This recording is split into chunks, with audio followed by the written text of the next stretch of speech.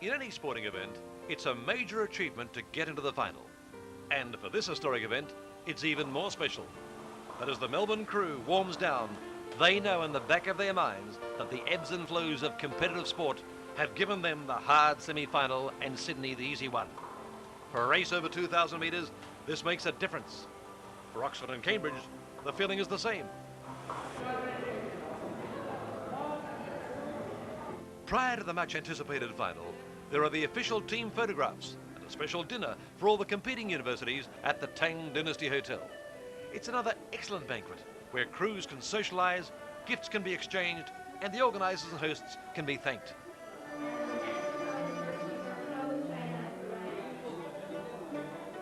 The guests get a taste of traditional and classical Taiwanese chamber music. It's also an opportunity to enjoy a Taiwan beer together, which all the rowers seem to approve of.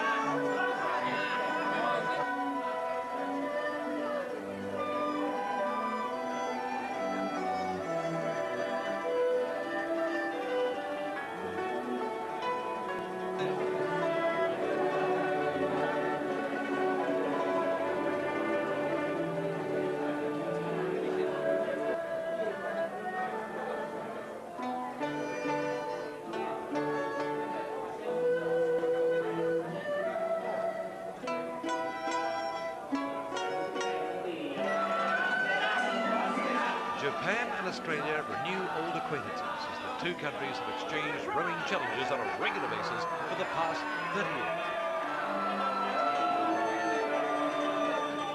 We have a ghost month in Chinese year. We have one ghost month. It's July in Chinese year.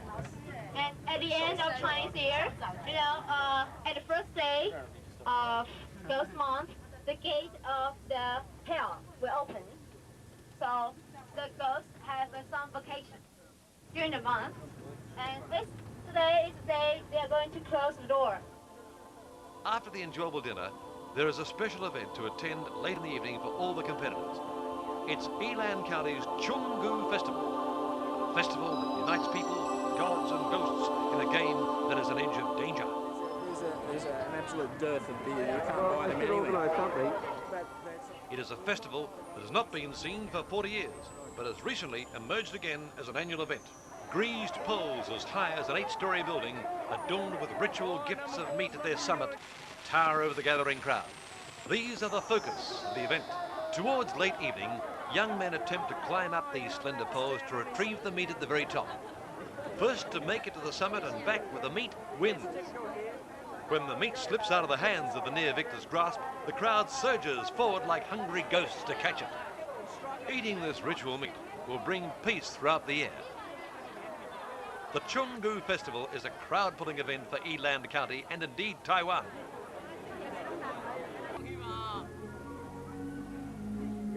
There's an excited air of anticipation as the 4 finalists paddle up to the start for the boat race.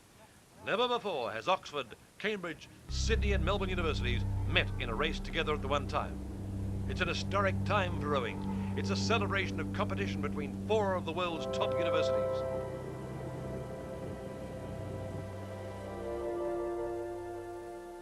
The race is momentarily postponed as a Sydney crew member has an equipment failure.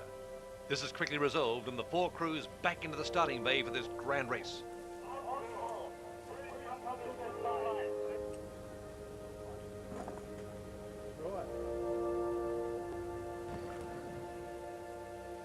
What did the Melbourne University coach Paul Reedy tell his crew before the race?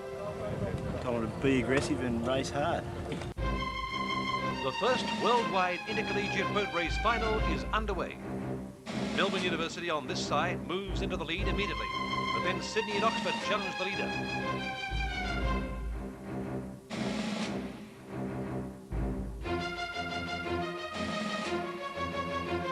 Australia is the #1 rowing nation of the world, and there is a lot at stake in this race. Sydney edges its bow ahead of the field. The boat race is fast, the standard is high.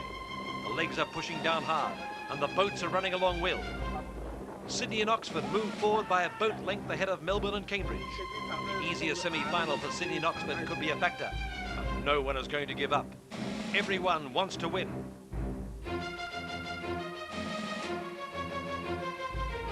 The Tung Shan River of Eland County is now the venue of a great race. The crowd has never before witnessed such a spectacle. And the winner is Sydney, half a length ahead of Oxford, then Cambridge and Melbourne University. The competitors are exhausted, the winners elated, the runners-up disappointed. The Mayor of Eland County presents the medals to the first-placed Sydney University of Australia. The celebration of the founding of Eland County 200 years ago has been a great success, and a new event has been established on the International Rowing Calendar. The Chinese Taipei Amateur Rowing Association has successfully pioneered a rare moment in rowing history and are to be congratulated.